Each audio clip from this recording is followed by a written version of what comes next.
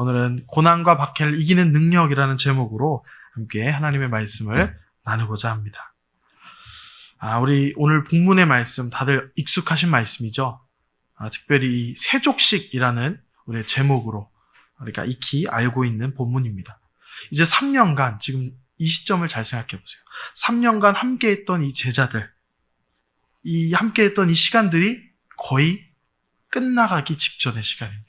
이제 내일이면 이 함께했던 이 시간이 끝나는 것입니다. 내일이면 마지막 십자가 사역을 감당해야 하는 날이 된 거예요. 이 마지막 기회, 마지막 가르침. 그래서 제자들에게 가장 좋은 것을 주고 싶은 마음이 있으셨던 겁니다. 그게 바로 오늘의 말씀이에요. 가장 좋은 것, 예수님이 가장 해주고 싶으신 그 말씀, 그 마음을 우리가 이해하면서 읽었으면 좋겠습니다. 여러분, 만약 오늘이 내 인생의 마지막 날이라고 생각해 보신다면 어떠신가요? 제 임종을 위해서 제 가족들이 모이고 저와 함께하고 있습니다. 그렇다면 여러분은 이 가족들을 위해서 무슨 말을 전해줄 것 같으신가요? 무엇을 알려주고 싶으실까요? 저도 그렇겠지만 보통 영화에서는 보통 이런 말을 합니다. 뭐라고 할까요? 사랑한다. 혹은 영어면 I love you. 이렇게 마지막 얘기를 하고 꼭 떠나가잖아요. 그런 것처럼 예수님께서도 이 시간에 뭐라고 하셨냐면, 읽지는 않았지만 34절 우리 함께 읽어볼까요? 13장 34절. 네, 함께 읽겠습니다. 시작. 새 계명을 너희에게 주노니 서로 사랑하라. 내가 너희를 사랑한 것 같이 너희도 서로 사랑하라. 아멘. 네, 이 말씀을 결국엔 예수님께서 뭐라고 하시냐면, 예수님도 사랑한다. 내가 너희를 사랑한다. 그리고 너희도 사랑해라. 이 사랑을 이야기하고 계신 것입니다. 마지막으로 이 제자들에게 3년간 함께하고 이제 가장 중요한 것을 가르쳐 주어야 할 이 시점에 예수님께서 가르쳐 주신 것은 바로 사랑이라는 것이죠. 그리고 이 말씀을 하시기 이전에, 이 본문 이전에 무엇을 하시죠?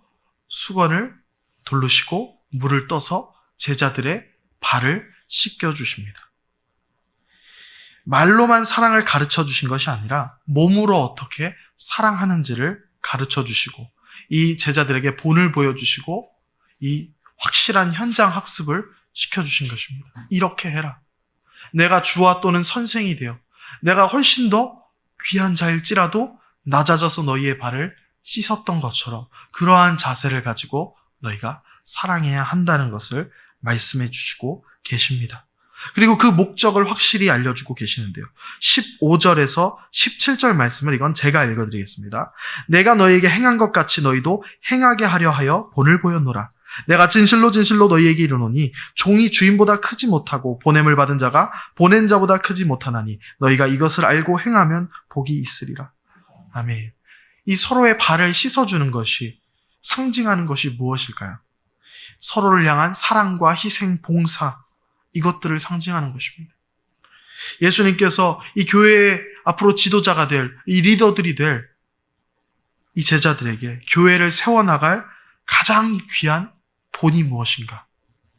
그게 바로 가장 좋은 학습이 바로 헌신과 희생, 봉사, 즉 사랑의 실천이 교회를 세워나가는데 가장 중요한 것이다 라고 말씀하신 것입니다. 여기서 우리가 이 시점을 또 한번 생각해 봤으면 좋겠습니다. 이제 그럼 예수님께서 떠나가시면, 십자가 사역을 마치시고 떠나가시면, 승천하시면 앞으로 세상의 한복판에서 이 제자들이 주님의 사역을 감당해야 됩니다. 그때 그들에게 가장 먼저 기다리고 있는 것이 무엇일까요? 물론 우리는 이 성령 충만과 함께 많은 역사들이 일어났던 것을 알고 있습니다. 하지만 그것은 귀한 일이지만 그 이후에 바로 어떤 게 시작되죠? 박해가 시작됩니다. 예루살렘에서 유대인들의 박해, 대제사장들의 박해가 곧바로 시작되고 맙니다. 우리는 기적의 역사, 부흥의 역사만이 계속될 것이다. 우리가 예수 그리스도를 따라가니까, 이 십자가의 길을 따라가면 이 예수님이 보여주셨던 그 능력과 기적들이 내 삶에서 마구마구 일어나겠구나. 이렇게 기대합니다. 내가 전도하면 많은 영혼들 구원받고, 기도해 드리면 병이 낫고, 악한 세력들이 꼼짝 못하는 그런 것들을 우리가 기대를 합니다. 물론 그것도 중요합니다. 요한복음에서도 주님의 그러한 하나님으로서의 신적인 사역들이, 기적들이 많이 나타납니다. 하지만 요한복음에서 이 하나님으로서의 예수님도 많이 나타나지만 또 한 가지 나타나는 모습이 뭐냐면 박해받는 예수님이 나타나요.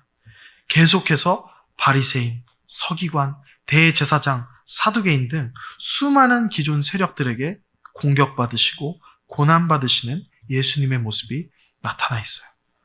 기존의 세력으로부터 계속 공격받으실 때에 그때 예수님이 어떻게 하시나요? 우리도 마찬가지로 공격을 받습니다. 예수님을 따라가면. 주님을 따라가는 삶에는 기적도 있지만 세상을 거슬러 올라가는 그 삶 가운데는 이 예수님처럼 계속해서 세상으로부터 문화, 가치관, 그리고 그 세력들로부터 이 부딪힘을 경험하게 되는 것입니다. 그때 예수님이 어떻게 하셨나요? 엘리야 때처럼 하늘에서 막 불이 내려와서 재물을 사라는 것처럼 그들을 살라버리셨나요? 아니죠. 그 박해 앞에 꼼짝 못할 그 기적을 보여주시면서 어느 때는 기적을 요구하기도 하잖아요. 기적을 보여주시면서 입을 그냥 닫아버릴 수 있게 그렇게 하시나요? 그러지 않으셨다는 것입니다. 주님은 말씀으로는 반박을 하셨을지는 있지만 정면으로 박해에 대응하지 않으셨어요. 조용히 그 자리를 피해 가셨습니다. 그리고 계속해서 하셨던 것이 무엇이냐면 찾아오는 병자들을 고치셨어요. 맹인들, 저는 자들, 농인들을 고치시고 긍휼히 여기는 이 사랑의 사역들은 끊이지 않고 계속해서 하셨습니다. 기적은 쉬셨을지라도 사랑은 쉬신 적이 없다는 것입니다. 이 교회가 처음에 세워졌을 때부터 이 예수님처럼 박해에 늘 직면했습니다. 특히 초대교회는 지속적인 박해에 시달렸어요. 원래 로마라는 이 문화는 지금 우리 사는 이 시대의 문화랑 많이 달라요. 집집마다 다 섬기는 신이 있습니다. 이 신, 저 신, 여러 가지 섬겨요. 우리 흔히 그리스 로마 신화 알면 막 수십 가지의 신들이 등장하잖아요. 고기 잡으러 갈 때는 포세이돈에게 절하고, 전쟁에 나갈 때는 아테나에게 절하고, 필요한 분야에 수많은 신들에게 각기 제사를 드리는 거예요. 지역마다 또한 섬기는 신들이 다르고 신전이 달라요. 이건 누구를 위한 신전, 이건 제우스를 위한 신전. 이렇게 각 그 우상들의 신들마다 또 신전들이 다 지역마다 달랐습니다.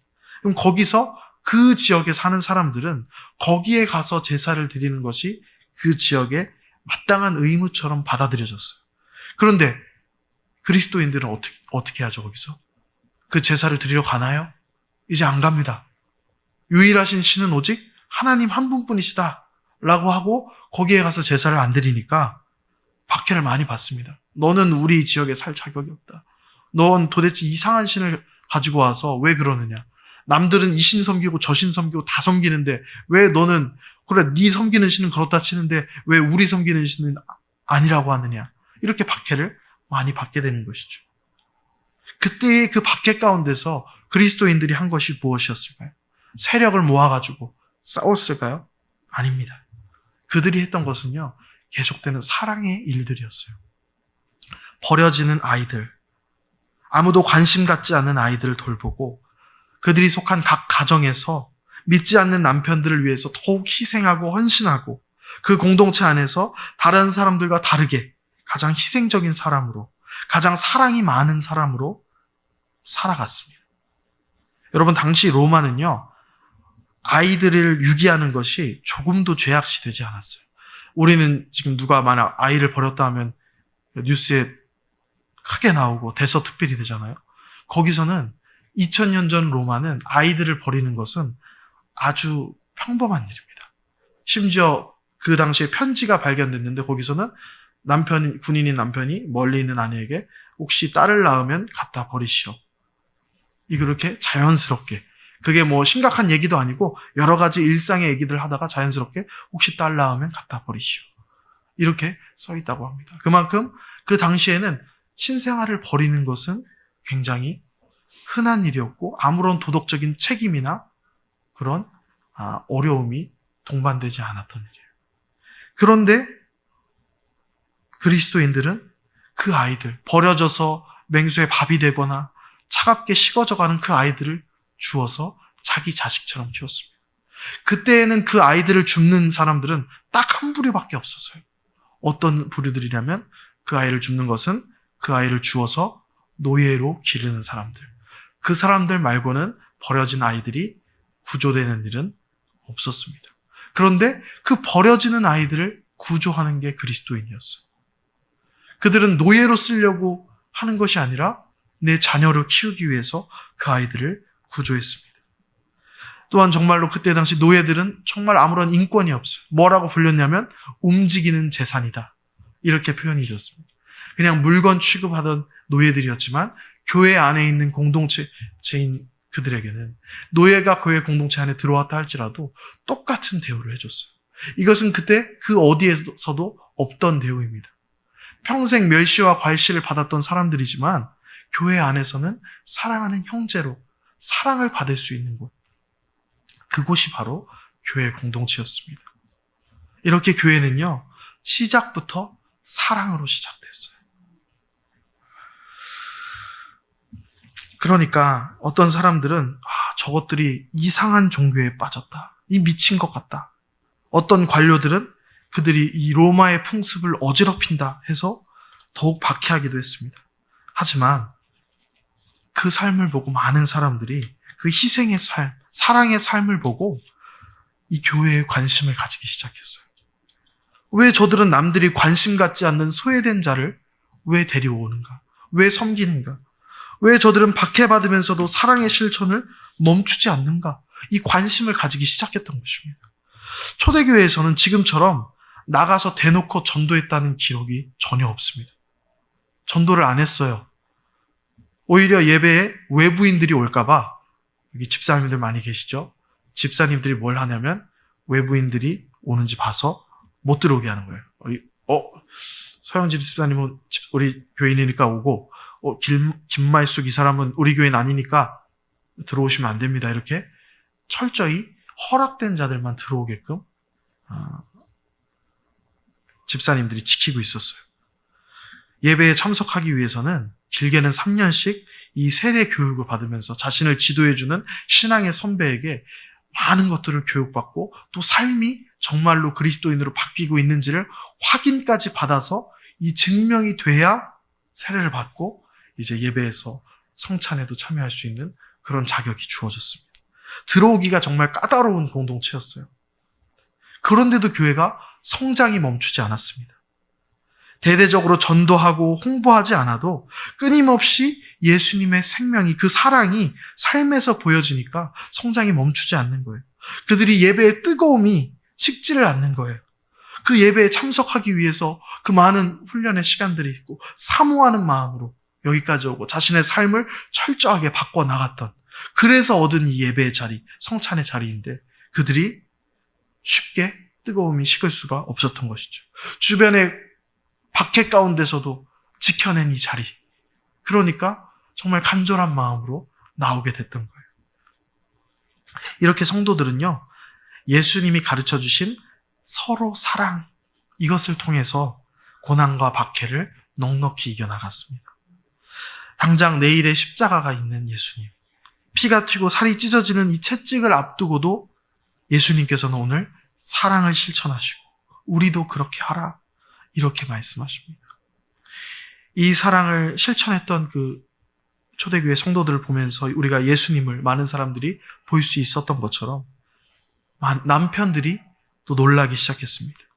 제가 처음에는 공부를 좀 덜 하기 전에는, 좀 덜 했을 때는 원래 이제 또 어떤 부분에서는 이제 장로교 같은 경우에는 이 믿지 않는 사람과의 결혼은 절대 하지 말라, 이렇게 얘기를 하기 때문에 그게 맞다. 믿지 않는 사람과 결혼하면 힘들지. 그러니까 절대로 내 주변에도 그런 사람이 있으면 뜯어 말려야겠다, 이런 생각을 했는데 이제 성경을 보면서 좀 바뀐 부분이 있어요. 왜냐하면 또한 그 믿지 않는 남편들을 이 아내들이 그 사랑을 실천함으로 그 바뀌어진 모습을 보여줌으로써 많은 남편들이 전도돼서 교회 안으로 들어오게 된 것을 알게 되었기 때문입니다. 그것은 단순히 그냥 교회를 다녀서 이 사람이 주일날 교회 가는구나. 이 정도로 변한 게 아닙니다. 여러분, 우리 가족들이 우리가 변한 걸 제일 잘 알아요.